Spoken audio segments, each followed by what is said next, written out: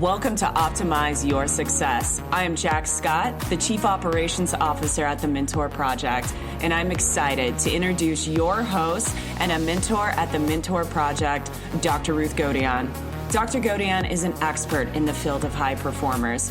Each week, she uses a live panel filled with high performers to discuss different topics while posing challenging questions to each of the panelists. You are able to hear from each of these panelists about their challenges. You will learn how they overcame these challenges so they could excel and reach high achievement within their life. This is a podcast you don't want to miss. We're excited you're here with us today. Welcome to Optimizing Your Success. Hi, everybody. My name is Dr. Ruth Gotian, and welcome to the Mentor Project's Optimizing Your Success show. We are streamlining on every possible social media, and the audio of today's show is being converted into a podcast. So look up the Mentor Project. So January is National Mentoring Month, and we have been discussing different facets of mentoring, and we will continue to do so all month long. So one of the questions that I often get is role model, mentor, coach, and sponsor. What is the difference?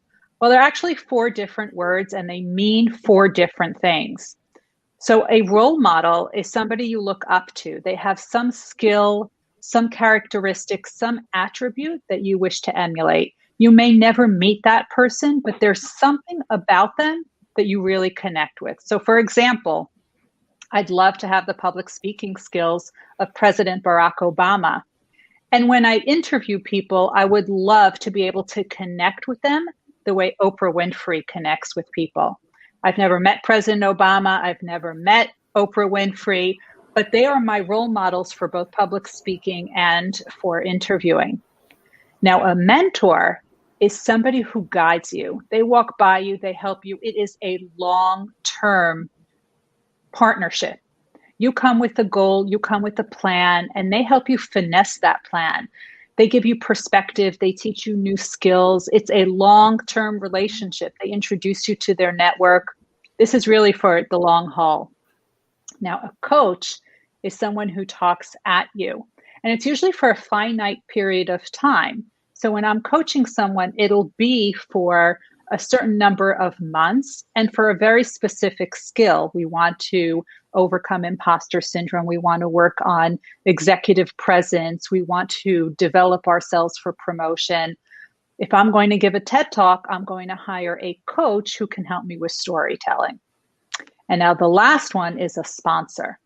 And a sponsor is somebody who talks about you when you're not even in the room and only in the best light. So these are the people who are nominating you for promotions, for choice committees, for awards. They are really amplifying all the work that you're doing. And it can either be in committees and boardrooms. It could be on Zoom meetings where they say, so-and-so had a great idea. They could even post about you on Twitter and say, congratulations to so-and-so on getting on this committee or winning this award or getting this prize or getting this great achievement. So the sponsorship can come from anyone. It could be someone senior to you, someone at your level, or someone junior to you. So those are the 4 roles: role model, mentor, coach, and sponsor. They could be 4 different people, or it can be the same person or any variation thereof. The important thing is that you need all of those people on your team if you're going to succeed. So once again, as you know, I study elite high achievers to figure out what it is that has made them so successful. And every Monday night at 8 o'clock Eastern, we get a group together and we talk about different things that have made them successful. Now, we always have our core group, and then we have surprise guests that come in every week, and some come for multiple weeks. So you're really going to get a real insight into some of these great people. Now, a lot of them, as you know, will be featured in the book that I'm writing about these high achievers. So you're getting a sneak peek into all of them and their stories around the topic that we're talking about. So again, I'm Dr. Ruth Gotian. Welcome to Optimizing Your Success. If you are listening to us on the podcast, the Mentor Project podcast, please leave us a rating and review so that other people can find us. And without waiting another minute, we are going to meet our incredible panelists, our incredible high achievers, and we're going to talk about role models, mentors, coaches, and sponsors. Jax, you are up first. Tell us who you are. This is brief introductions, who you are and what you are known for. Why do I think that you are a high achiever? Awesome. Thank you, Ruth. I'm so happy to be here. So Jax Scott, my background is 17 years in the military, primary special ops background, one of the first women that was part of a special ops program before the military or before Congress allowed women into combat roles. I took those skills and I have transferred them into being an entrepreneur and a CEO. And then right now I am the COO of the Mentor Project. And I also do cybersecurity, cyber threat intel on the side. So thank you. Now, most high achievers are extraordinarily humble, and I have to pull certain things out of them. Jax Scott, tell everyone that big award you got. Oh, I love you, Ruth. I received a Bronze Star while I was in combat. Why don't you tell us civilians, what is a Bronze Star? A Bronze Star is an award that is only received during meritorious service. So I received mine while I was in combat. It's also only given to a very, very small percentage, and a certain set of ranks receive it, like an individual with time in service, or if you're like an E7 or a captain. So it's a very difficult award to receive. Congratulations. Thank you. Thank you. Dr. Allison Escalante. I mean, you can't have me follow Jax, but it's in the order on my screen. So I'm a pediatrician, and I'm on a mission to make a dent in the epidemic of anxiety. This has been a rising epidemic, reaching unheard of levels in the world in the last several years. And then I just heard the latest statistic after COVID. Now, 1 in 2 Americans is experiencing mental health problems. But particularly, I look at this issue from the viewpoint of parents and kids because I'm a pediatrician. And I talk about the way that parents are being pushed by a culture of criticism called the should storm, telling you what you should do and what you shouldn't do, and that you're going to mess up your kids for life. And I came up with a method to help. I did a TEDx talk, and I'm writing a book about it. I love it. I love that title, Should Storm. That is so awesome. Thank you, Allison. Janice. Hi, Ruth. Thanks for having me again. I am Janice Lintz, and I am known for removing artificial barriers for people with hearing loss. So my goal is to stop people from thinking that the disability is about the person rather than the barriers in the venue. Why don't you tell them 2 of your favorite wins in this battle? Adding a device called or technology called an induction loop to New York City's taxis and subway information booths, and adding captions to in-flight entertainment when people fly. So when they're watching movies, there's now captions on the entertainment, which benefits everyone. And it's the captions in the right place on the bottom of the screen, not across the people's faces. I know Janice was fighting for that as well. Thank you, Janice. Now, you read the article. Thank you. I always read your articles. I read all my friends' articles. One of my favorite things that you've done besides a taxi project was getting that hearing access in all baseball stadiums. Wow. Thank you for noticing that. Wow. Yes. After I worked on the New York Yankees and Citi Field, and the Minnesota Twins adopted it, the regulation was written into the ICE codes. And so now any new stadium internationally has to have induction loops for people with hearing loss. How awesome. The person who started that is right here. Now, what you'll see is Janice makes friends wherever she goes. So whenever any of us see any of the symbols for the induction loops, we take a picture and we send it to her because she adds it to her collection and uses it to make further change. So thanks, Janice. Not just a symbol, showing the background in case anyone wants to send it to me, because I need to see the context, not just the sign. Ah, good to know. Thank you. Jana Marie. Got it. Good evening, everyone, and thank you, Ruthie, for having me again. So let's see. I'm Jana Marie Tallman, and with 38 years in a higher education and walking away from that, I looked back and found out that apparently I'm a serial entrepreneur. I've been, always had a job since I was 12. So I've had a side hustle the entire time I was working in higher education. And now that I've left that arena, I've moved into being another entrepreneur. And I'm a spiritual mentor and run a global mentoring program. And I think what I'm known for most, well, Ruthie has a whole list of things that she finds amusing about me. But I see in others what they don't see in themselves. And it gives me, it's some gift I have. And it's just a beautiful way for me to resonate with people, to help them transform and move on from whatever it is they're struggling with. So that's it. Oh, true. And, those who know me know I'm pretty conservative, and Jana brings out the sparkle in everybody. She even got me to wear rhinestones at one point and bright colors. For those who know me, that never happens. So Jana's the one, as she said, she can bring out the great in people, the great that they didn't even know was there. Good job. Monica. Yeah.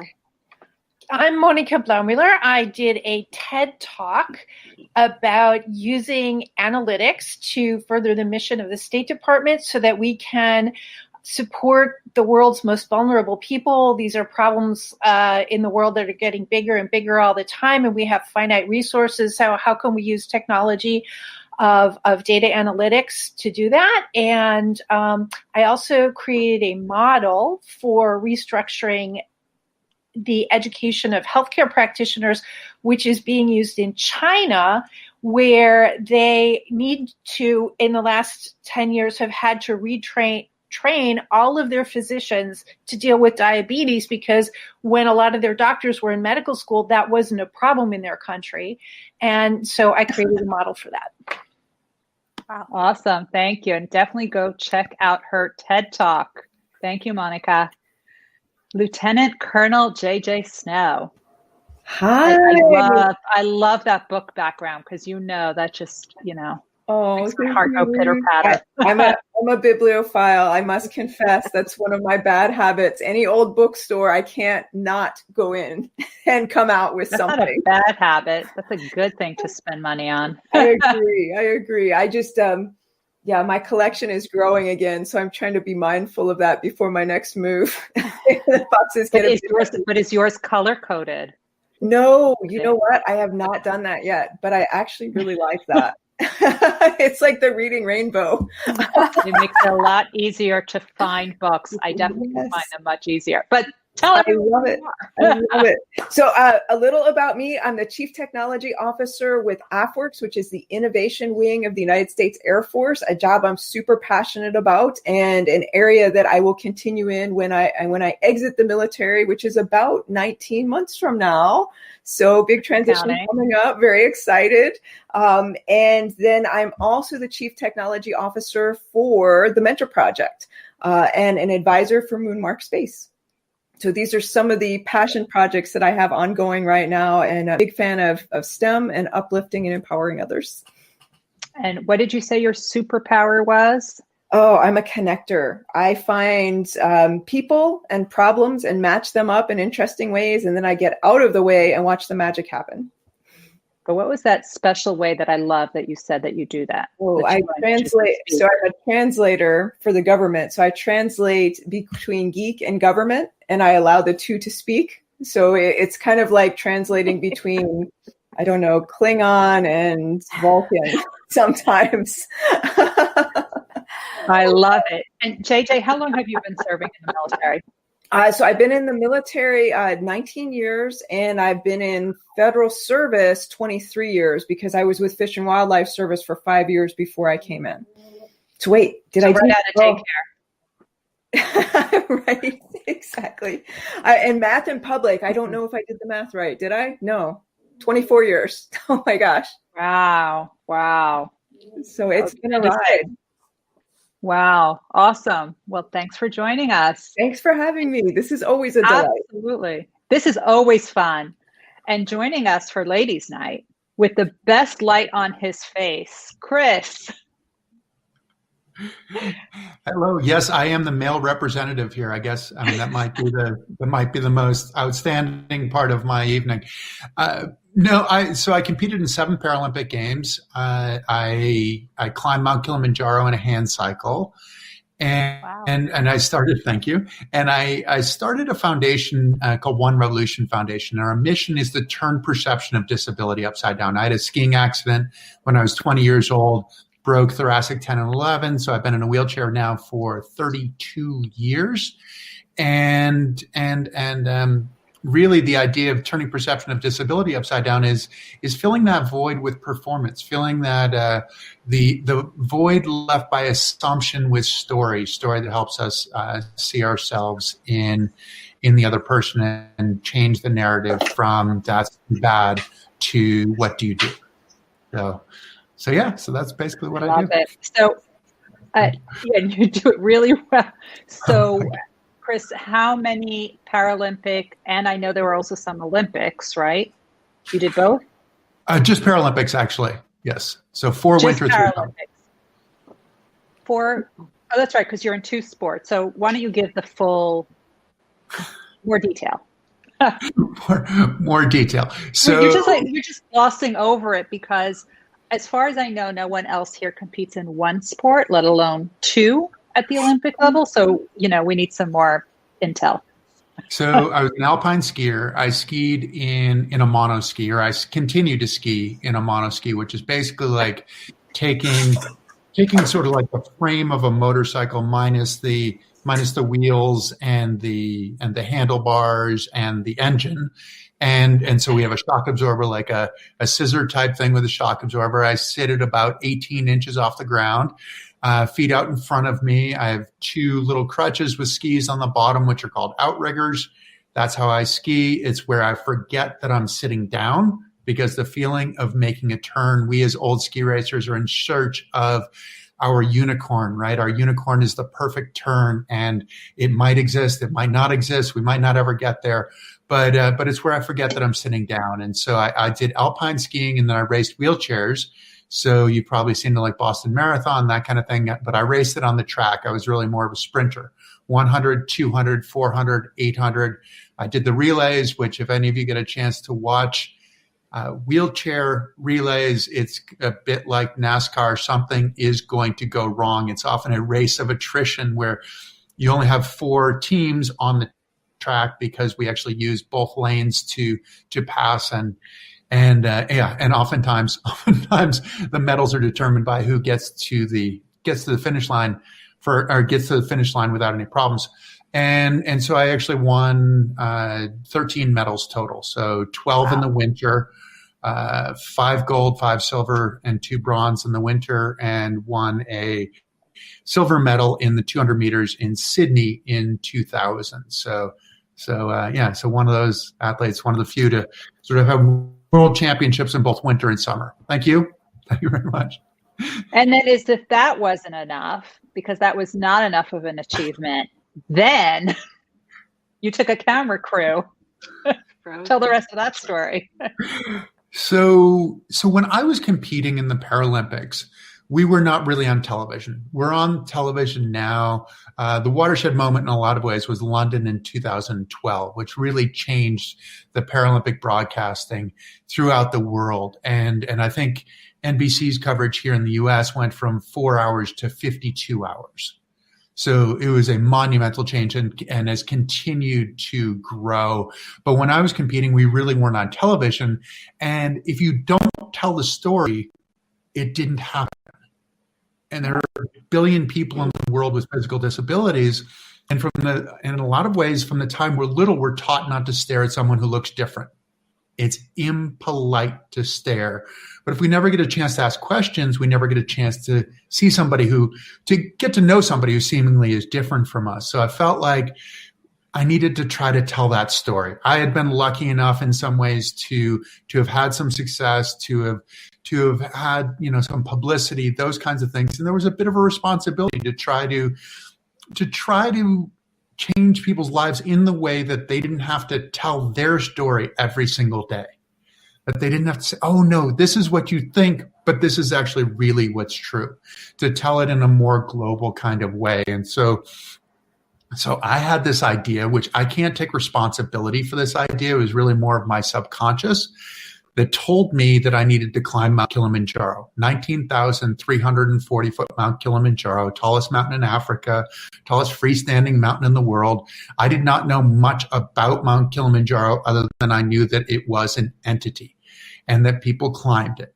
And I did a little bit of research and had this goal to be the first unassisted paraplegic to make it to the top. And in my mind, it was kind of like being, like Chuck Yeager breaking the sound barrier when they thought that the plane would rattle apart and that things would end really horribly, and they didn't. And or Bannister breaking the 4-minute mile when they thought the human wasn't supposed to run that fast. And I wanted to kind of be that person and try to change that and say, okay, I'm going to make it by myself, not by myself, obviously, which is part of much greater part of the story, but to make it under my own power to the top of the mountain. And so I wanted to do it. I did make it to the top. There's a bit you can see. Our movie is actually on Amazon Prime. It's called One Revolution, and I don't want to give away the whole thing, but there is something that makes it a little bit more intriguing as a story. There's a little difficulty as we go along, but I felt like we needed to tell that story, and we needed to tell that story in a way that was comfortable for the audience. The audience could sit in a theater seat, or they could sit on their couch and they could watch it without somebody telling them what they had to think. And so they could put themselves in the position of being the protagonist. And that was really the intention. I'm not taking credit for making the film because I had a tremendous crew that made the film. They were really the brains behind the organization. I was really just more of the engine, just pedaling along. But yeah, so climb Kilimanjaro because we all can relate to this idea of climbing a mountain. We're all climbing a mountain every single day. And I think that that's something that we can all relate to it. And the competition part sometimes doesn't give us as good a context to allow us to drop ourselves into it.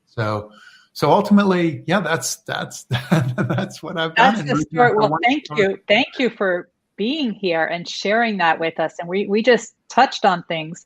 Before we dive deep, we have one more guest who, with a background I've never seen before, Susie Katz. Tell us who you are and why we love having you here. I'm thrilled to be here. I don't have a green screen yet. Usually you see my green screen. So I jerry-rigged something very quickly. I'm Susie Katz, and I'm a photographer. I spend most of my time over the past decade or so on my educational nonprofit Photo Wings, and I'm part of the Mentor Project. Thank you. So we are talking this week about role models, mentors, coaches, and sponsors. And they're not always easy to find, but you really need all four of them on your team. And I'm wondering if anyone can share some of their experiences from having, we hear about the mentor all the time, right? We've been talking about that. But has anyone also had a role model, a coach, and a sponsor? And how has that person helped them? Nobody? Yeah. Oh, go ahead, Susie. Yeah. I've mentioned in the past, when I was 18, I was shy. I didn't know where I was going. And there was a woman who hired me in the student placement office. And because I had more experience than anyone else. And she saw in me what I didn't see in myself. And we became friends. I was 18 and I'm still friends with her to this day. And I'm friends with her daughter and I'm mentoring her granddaughter.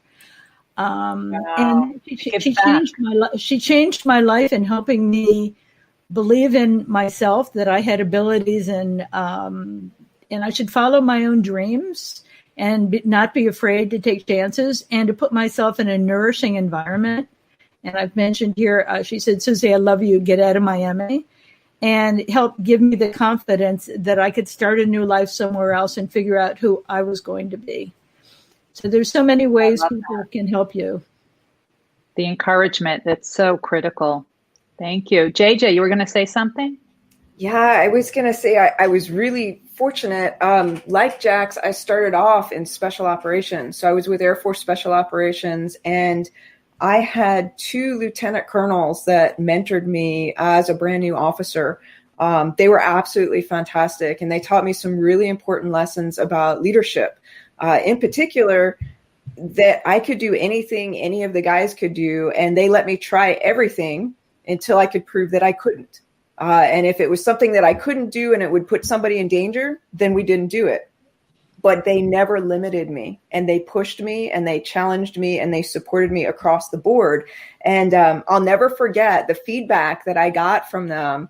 Colonel Thompson in particular did 2 pages of feedback. And we sat down for a mentoring/coaching session.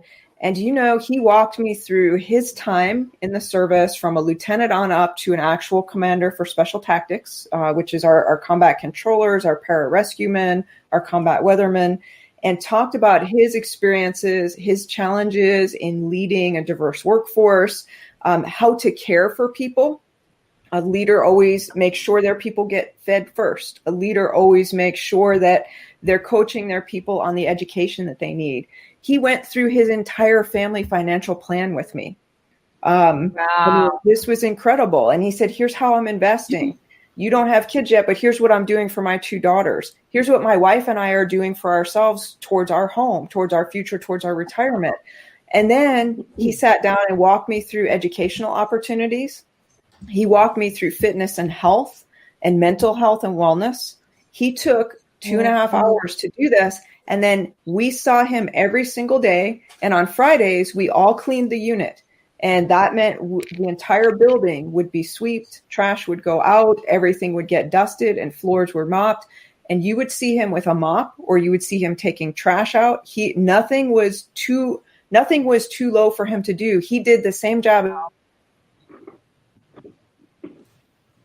One in the morning, the last one to leave at night, and he set that consistent example, and he was always there, and that stuck with me.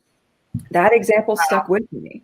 It was really powerful. And then with Jim Mason, the other colonel that I worked for, he taught me not to take myself too seriously. I was very nervous as a command briefer when I started off. And here I'm going into a room, and you've got all of these generals at the head of the table, and there's 70 people in the back of the room, and I'm a brand new lieutenant, brand new, lowest ranked officer in the room, and I've got to do this presentation. And I'm just nervous as all get out, because you can't use notes. You got your slides, that's it.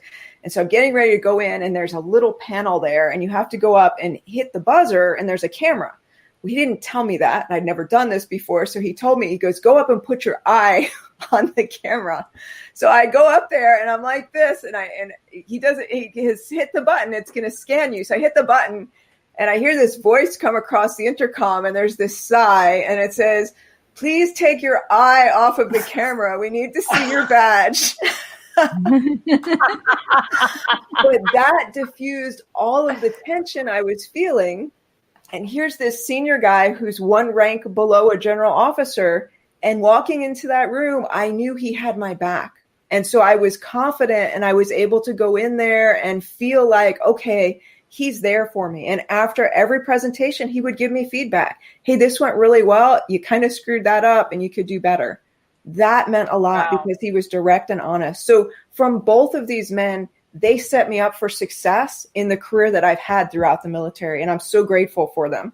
So I just wanted to share that, because that was a big foundational point for me, that first assignment, because they really took an interest in me and really invested a lot of time to make sure that I was successful throughout my career.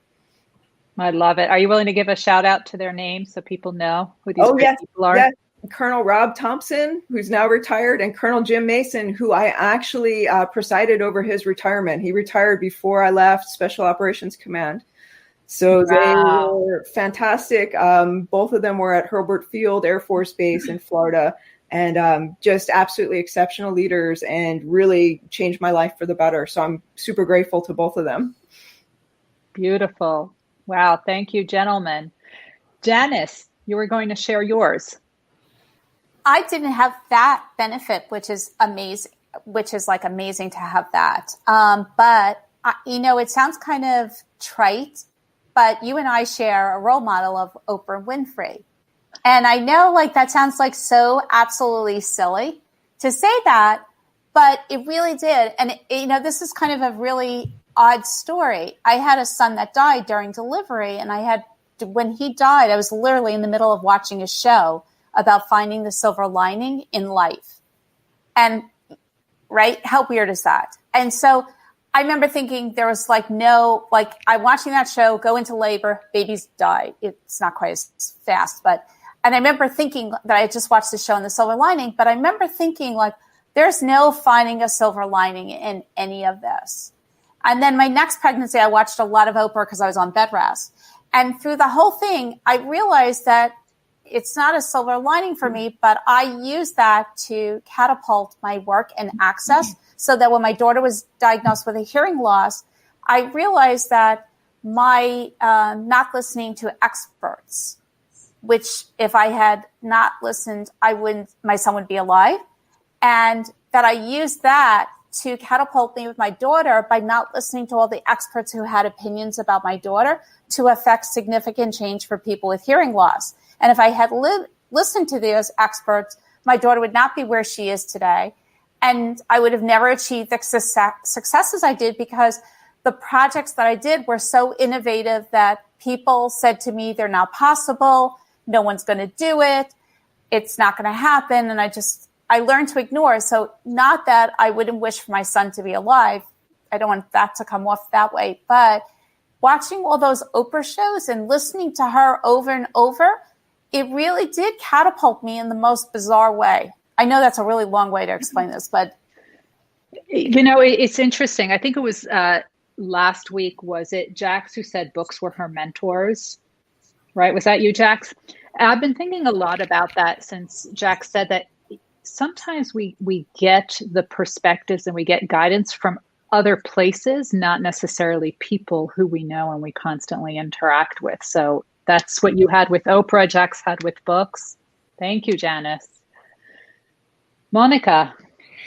So when I was a junior in college, I did an internship at Bosch in Stuttgart. And when I first got there, everything went wrong and I didn't have a place to stay. And I was running into visa problems, and the dialect in Stuttgart was really hard for me to understand.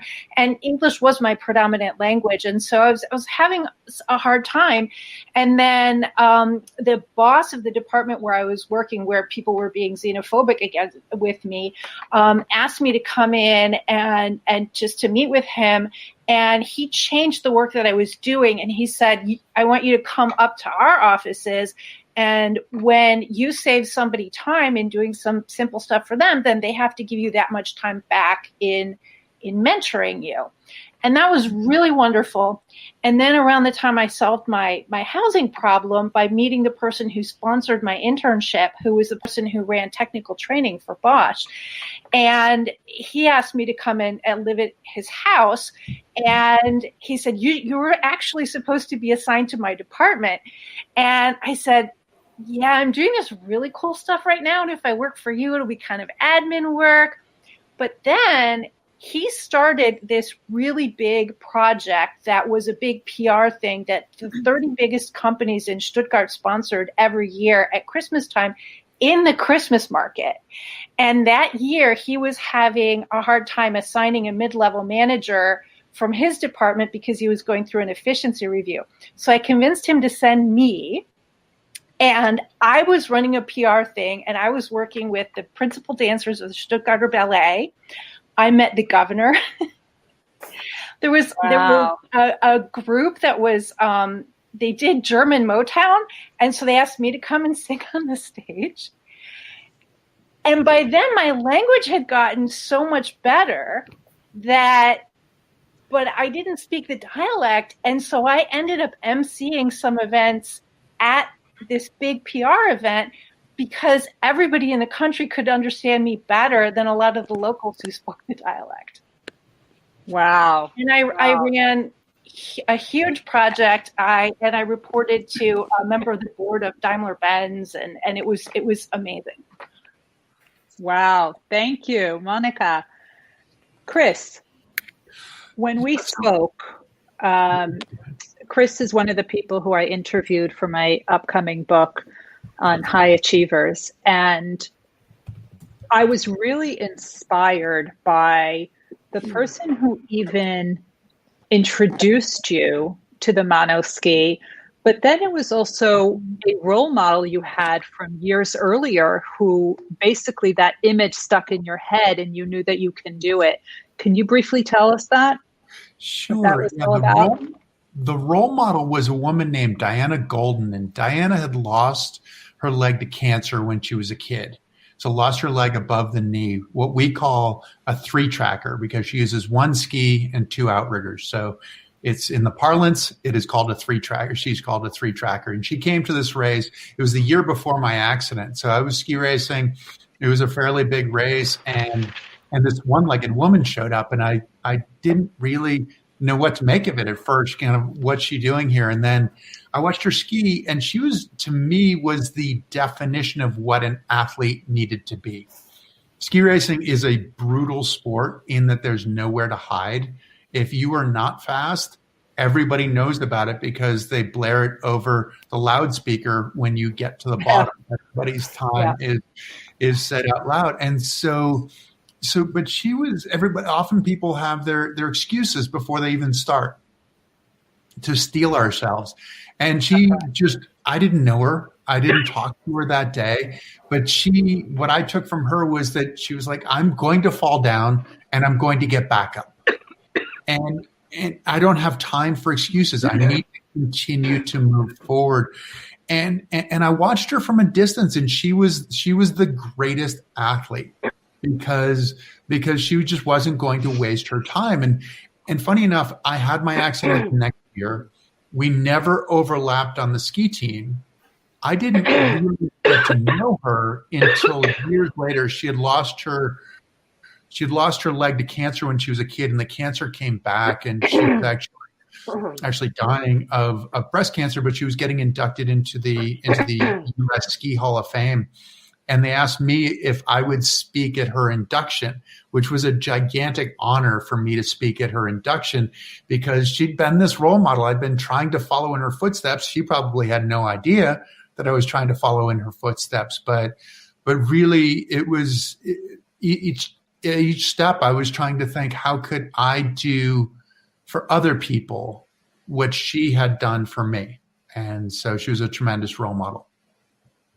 Wow, that was the story. I really remember that from when we had our chat. And then you were on your college ski team, and then you had the accident. But then it was your coach who approached you with an idea. It was my coach. So my coach, Bart Bradford, called me up. I was in the hospital for 2 months. I came back for the spring semester. I barely could get around campus. I left for the summer. I got much stronger. I came back in the fall. He called me up and said, hey, I was out at Mount Hood, which is a snowfield outside of Portland where people ski train during the summertime. And he said, I saw these guys skiing in a monoski. I think you should do it. I'd love to have you be part of the team, and we'll get you a monoski. And I thought, okay, well, this is great. And he made it super easy for me. I think I always knew that I would ski again because for me, it was a big part of my identity. It was a big part of my relationships, both with friends and with family. But I didn't know how. And he made the how part really easy. He made part of the how part really easy. He got me the equipment to be able to do it. 3 days short of a year to the accident, I went skiing with him that first day. My mono ski had arrived. He got it all mounted up, put together. I got into this, got all strapped up, and he said, well, what do you want to do? And I said, I don't know. Like, we go to the top, right? I mean, this is like, I'd started skiing as a little kid. I couldn't remember not knowing how to make a turn. I'd always known how to make a turn. And he didn't want to say no to me, I don't think. So we went to the top. I got off the lift, and predictably, I fell over, and he picked me up. And I said, okay, I understand, like, falling is part of learning, but I know how to do this. I had ski raced for 15 years. It was different, but I knew what you were supposed to do. And so I went into my first turn with a strategy, and I felt like the magician's assistant. I mean, literally, I felt like I'd been cut in half. My brain is screaming out the orders, and my body had no ability whatsoever to follow those orders. I fell over again. But, you know, he made the part of, you know, the initial part of getting there really easy. He made the support part really important. I mean, he supported me in getting the equipment. He supported me in being part of the team. One of my teammates would take my monoski. It was actually a school ski area. So it was probably one of the few places that actually had a library in the ski lodge. And so they would store my monoski in the library. And one of my teammates would take the monoski out of the library and put it onto the snow. And I would get into it. And I had just tremendous support from all of them. They were all behind me. And that to me, you know, just really, and I was more liability than anything else, but I was helped along and helped to the point where I felt like in some ways I had an advantage because I had all of these people supporting me. I think that's incredible. And I think, you know, the common thread that I'm hearing with Susie's story and JJ's story and your story is that one of the greatest things is the mentor can do is encourage and support. It's very often, it's less than teaching you how to do things, but encouraging you to do things. One of the Nobel laureates who I interviewed said that his mentor, after he got the Nobel, they interviewed his mentor from decades earlier. And he said, my job was to keep this guy out of a deep, dark depression when everything didn't work out, because in science, there are more bad days than good days. And it was really just being that cheerleader constantly to encourage and encourage and encourage. And, you know, when you really feel down, they're there physically or emotionally to pick you up. So I saw that as a common thread. I was curious if any of you have sponsors, people who nominate you for things, talk about you in a positive light. I do. Sponsors? Tell me, Allison. Well, 3 of my sponsors are here tonight. So Ruth, you've been one of my most amazing sponsors. And I just love it, you know, and I think Ruth and I have some circles that kind of overlap like a Venn diagram. So I think we've been sponsors of each other. JJ and I, you know, talked one time, and then she's sponsoring me around to people. And Janice is always on my LinkedIn putting really supportive comments on there, you know. But I think that the interesting thing is I think we think of sponsors as someone who's way farther along than us, who's going to pull us along and sponsor us. But most of my sponsors have been more peers, people at a similar stage in their career as me. And there's a lot of like co-sponsoring each other, like, hey, I liked your talk. I'm going to tell you to so-and-so that I know. And like, they're like, well, you know what? I liked your talk. I'm going to tell you to so-and-so that I know. And I think it's fun because it's not just sponsorship. It feels like part of a community. Absolutely. And I think that peers can actually be the best sponsors for each other because we understand what the other one is going through, how hard things are. It's not that we're not jaded by it because we don't have these rose-colored glasses on because we're in it. We're in those same exact trenches. So we know exactly what it is that you're going through. And one of the ways that I always recommend for people that they can sponsor each other is, for example, Allison and I were giving talks at the same conference, and my talk was following hers. her talk was so good. I was almost late to mine because when you're the speaker, you have to show up in the Zoom room early. It was so good. I was so captivated. I took a picture and I think I tweeted it out. Mm-hmm. And that's how someone from my network found out about it. Is that when Andy? Yeah. Andy, that was how we connected with Andy. And then you were on Andy's podcast, I think, right? Well, I was scheduled, but it got canceled. But we're doing it soon. Yeah. Oh, but it was from that. Yes. As a peer, you can just take a picture of something that person's doing, put it on social media. And what you're doing when you do that is you throw your entire network behind it because they see that you are supporting something that they are doing. And if they post something, by all means, like it, engage with the content, share it, because that shows that you are being supportive. Now, I have a sponsor. I have two sponsor stories for you. The first one is I realized that if you want someone to sponsor you, you have to just ask, will you nominate me for this? I only recently found out that this was already going on for years, that people were nominating their friends for these major awards. I had no idea that this racket was going on. No idea. Until somebody asked me to nominate them. And I said, oh, is this how it goes? So I asked people, I said, if you think that I'm worthy of this, would you consider nominating me? And if they say no, then it's no. And if it's yes, it's yes. But at least I can throw my hat in the ring for something. And you have to ask because very often people are busy. It's not always on their radar to nominate you. But then I had this one opportunity where I did not ask. And I was asked to serve on an editorial board of a major academic journal, which is a big deal in academia.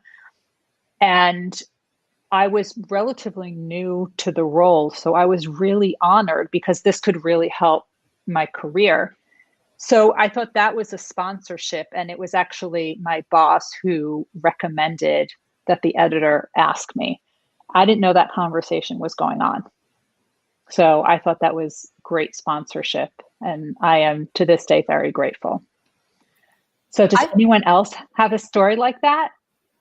I find this group is like unbelievable, like sponsor. I mean, you always are singing my praises, Jax. Just recently, JJ recommended me for a speaking engagement, which was like the perfect speaking engagement for me. And then I was so happy to be able to recommend our mutual friend Tamara and another mutual friend who they connected. And so I think it's like this amazing group that we've become of everybody helping each other. It really helps because we're all in very different fields. So there is zero competition whatsoever. So you remove that whole aspect, but it's like amazing to me, like when it works this well and everybody is able to help each other. Like I love being able to support people's articles and when they're supporting my articles, and it's amazing. And I've never actually had this kind of network the way we've become prior to this. And I feel like it's when people talk about they have one of these like sounding boards or these like you read in books where they have like this executive committee, so to speak. This is the first time where I felt like I've had that where I can reach out to, and wow, is it a game changer? Completely. Janice going to come up with a good name for it. I think we have to take one moment here to circle back to a theme Janice brought up, which is silver linings, right? Because the pandemic is terrible, but one of the silver linings has been that we never would have gotten together regularly on Zoom. And we've all been getting together regularly. And I have to agree with you, Janice. I have never felt like I had such a network as I have in the last several months. And that only happened because everybody decided to socialize virtually. You know? Absolutely. Monica, we can't hear you. I want to give a shout out to JJ and to Debbie Heiser, who have told me about really wonderful opportunities that they're still pending, but wow, they'll be huge if they come through. And I also want to say that when you're interacting with people like this group, you find out about things that people are looking for that sometimes they're too shy to ask for. And when you present them to somebody who's looking for exactly that, it's a win-win. You've done something good for two people, right? And so it's totally worth it. It's wonderful. I agree. And, I think the group that we've also brought here on Monday night has been incredibly tight. And even people who just jump in for 1, 2, or 3 times, they are just, they just come into this big bear hug that we have, and everyone really helps each other out, because that's what we do. And that's what we're all about, is sharing the stories and sharing the opportunities. And we don't have our astronaut on this week, but he would tell you that the world is big enough for all of us. And there's room for all of us. And, who was it? Janice said, we're not competing. We're not competing, because even if we all did the same thing, we can't all be at the same place at the same time. We can't.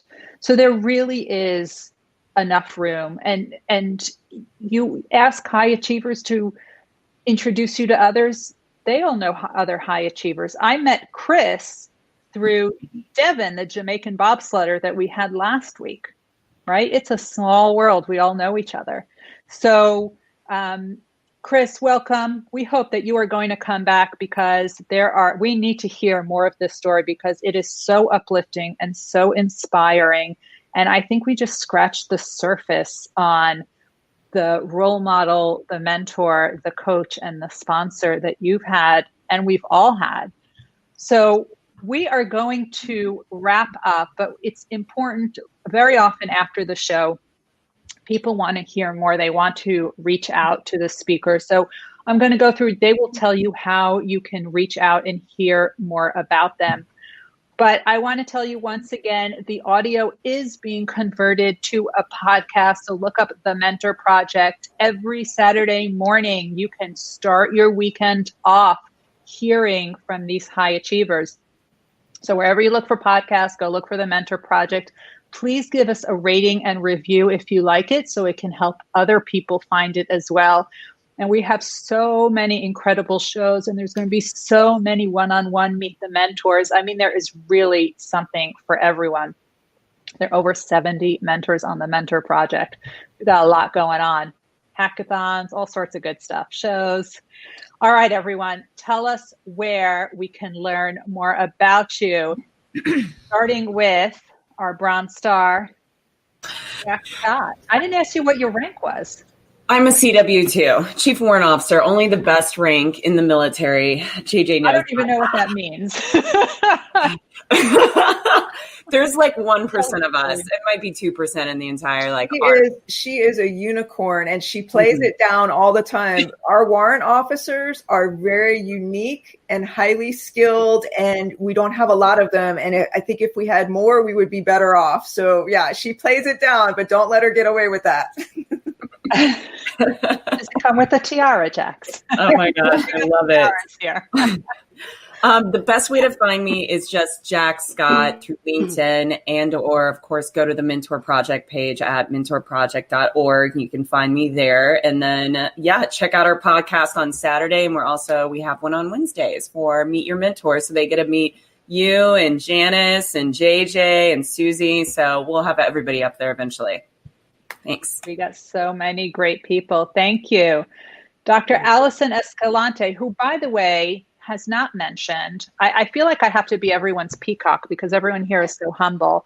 I have to show their true colors. She writes for Forbes and Psychology Today, and she has had some stories recently that went viral. So just look up her name in both Forbes and Psychology Today and read some of her stuff. Viral and the ones that just did great but didn't quite go viral yet. Well, see, there's my sponsor right there. But, that's where my next book, if I ever get my first book written, then that's going to be my second, is why everybody is less sick and more capable than they think they are. So you can find me at AllisonEscalante.com, but you have to spell it right. So that's Allison with one L, and Escalante sounds a lot like escalator. Or you can go to shouldStorm.com. I'm on all the socials except no TikTok. Forgot about that one. I found out there's new socials recently I didn't even know about, but we're not going there. Janice. Thank you. So I can be found at janicelyntz.com for my advocacy work, and my consulting work is at hearingaccess.com. Beautiful. Thank you. Monica. Monica at bluemill.com, or I'm the only person with my first and last name combination that I know of in the world. So, I'm the only me who has a TED Talk. So go to TED.org. Love it. Thank you. Chris. So you can find me on Facebook, Instagram at Chris Waddell Living It. We also, there's a podcast called Chris Waddell Living It, so you can check that out with the foundation. Tomorrow we actually do a live podcast from 5 to 6 Mountain, 7 to 8 Eastern time called the Name Tags Chat Podcast. And you can also go to chriswaddellspeaking.com or onerevolution.org to give you a lot of stuff all in a short period of time. That's great. And what is the name of your movie that you said is on Amazon Prime? Is One Revolution. So ONE Revolution. Revolution. It is. Beautiful. Thank you. Thank you. Lieutenant, and we hope you'll come back, Chris. Thank you. Yes, Chris, we need more men. You have to come back. Perfect. Lieutenant Colonel JJ Snow. You can find me on the Mentor Project page or on LinkedIn under JJ Snow. Thanks for hosting, Ruth. This was fun, and it's so good to see everybody. And JJ, I don't know, she must have wall-to-wall screens in wherever she's working from, because she puts up on LinkedIn some of the most interesting articles from the most obscure sources I have ever seen, but they're riveting. So I highly recommend following her because you will learn so much every day. Thank you. Susie Katz. So I spend most of my time, as I mentioned, on my nonprofit, photowings.org, photowings.org. There's a video on the Mentor Project under 1 hour with a mentor, and that also has some of my photography in there. And my website, my photography website is susankatzphotography.com. Thank you. And I think we love having you here. And I think you definitely need to check out Susie's photography. As you know, I'm a huge fan with her use of color. As someone who wears black every single day, I love the way she uses color. It's envy. I think Jana was having some internet issues, but I know that you can find Jana Marie Tutalman on LinkedIn, and I know she would love to get in contact with you. I am Dr. Ruth Gotian. I study elite high achievers and love to talk about all the wonderful things that they do and how you can do it. You can find me at ruthgotian.com, RuthGotian. You can also find me on LinkedIn and Twitter and Instagram. It's all my name, Ruth Gotian. And all of these shows are on the Mentor Project website, YouTube. They're probably going to be all over social media. And the podcast that comes on Saturday mornings. And I really want to thank Dr. Debbie Heiser, who's somewhere behind the scenes, the CEO of the Mentor Project, who really helps make this happen each and every week behind the scenes. And Jana Marie, I think I told everyone to follow you on LinkedIn. Is your internet any better? Are you good? Yeah, I hear like every 10th word. It's been really, I'm hanging on to every word. Oh, can you hear me? I told everyone to follow you on LinkedIn. Now, listen, guys, next week is Martin Luther King. Yeah, Janet, there's a delay. I told everyone to find you on LinkedIn. So next week is Martin Luther King Jr. Day. We are not going to be getting together. The Mentors on the Mentor Project have a professional development thing that they are doing. But we will see you back in 2 weeks. And I have at least 2, and if Chris joins us, 3 surprise guests that I think you're really going to enjoy. So we will see you on the 25th. Until then, happy National Mentoring Month. Bye. Thank you, Ruth. Thank you. Thank you. Bye. Thank you, Ruth. Thank you to all of our listeners and sponsors who've made this podcast possible. You can find out more about Dr. Ruth Gotian to optimize your success, live events held every Monday at 8 p.m. EST by going to our Facebook page at The Mentor Project. I am Jack Scott, the Chief Operations Officer here at The Mentor Project and the host of Meet Your Mentor, which posts every Wednesday. If you're interested in working with The Mentor Project, please reach out to us by going through our website at mentorproject.org. We look forward to seeing you back here next week to learn more about how you can optimize your success.